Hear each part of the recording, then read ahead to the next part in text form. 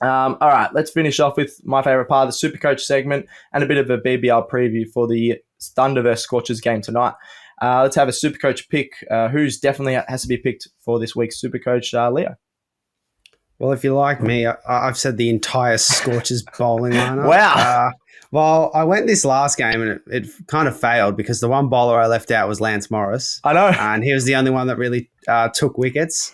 But the Scorchers bowling lineup doesn't really have two or three bad games in a row. So they've got a double. Yep. I think, they'll bounce back. If you want a specific pick, I think it's that man, Lance Morris, 179,000, took 5 for 24 2 games ago. Really, they're only threatening bowler against the strikers on both occasions.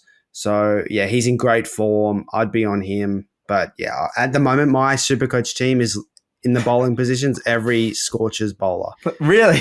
except Ashton Agar. So if he takes Pfeiffer, then I might delete the app if he takes Pfeiffer. Oh, don't pick Ashton Agar. I've had him in my team, and for some reason I haven't traded him out. He has been horrible.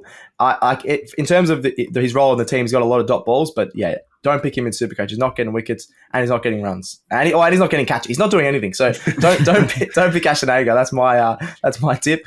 Who's your one, Marcus? Well, I'll just back you up on that Ashton Agar thing. I've dropped him to my bench. I should have.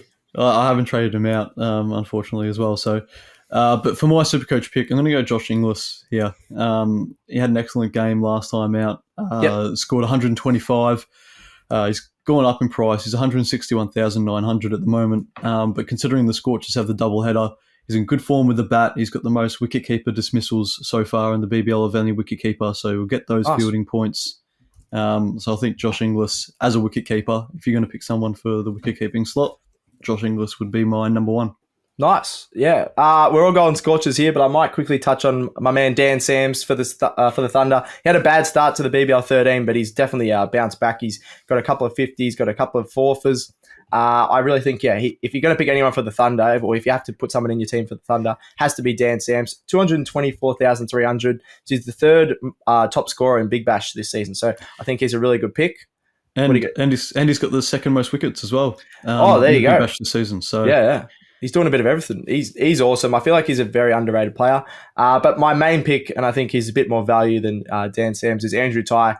You know what you're going to get every single season from AJ Tye. He's their leading wicket taker, the Scorchers of all time. Averages 59 Supercoach against the Thunder. I think that's more than any other of his opponents. Loves getting wickets against them. You can check out his Instagram before every game. He wears the flashy socks and he backs it up with his Yorkers, slower balls, slow ball bounces. He literally has it all. He's the perfect T20 player. And he's sort of one of those players where I feel like that's why he hasn't progressed in other formats, just because he's such a gun in T20. So 159,700, bit more value there, and I think he's going to get at least a 3-for against the Thunder tonight. So that's my Supercoach pick. All right, lads, let's finish off with a prediction. I think it's going to be a bit obvious, but the Thunder versus Scorchers, who are you going, Leo?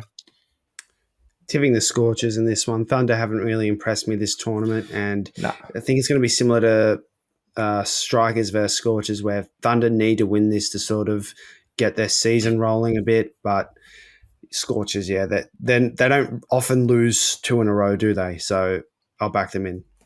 Yeah, you agree, Marcus?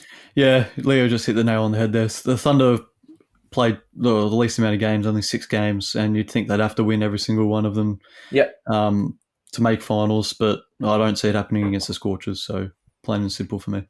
Yeah. I think we're all in agreement here. The Scorchers, they're going to bounce back. Like you said, Leo, they've very, very rarely lose 2 in a row. They've been absolutely awesome, absolute powerhouse. When they lose, it's pretty close. And I think, the Thunder, don't trust their batting lineup. Even their sort of international guys like Hales, a few other guys haven't really stepped up. So I don't trust the Thunder against anyone other than the Renegades at the moment. I think they're second last of the Renegades. Yeah, so I think the 7th and 8th of the Thunder and Renegades is going to stay there, especially, the way the Thunder are going at the moment.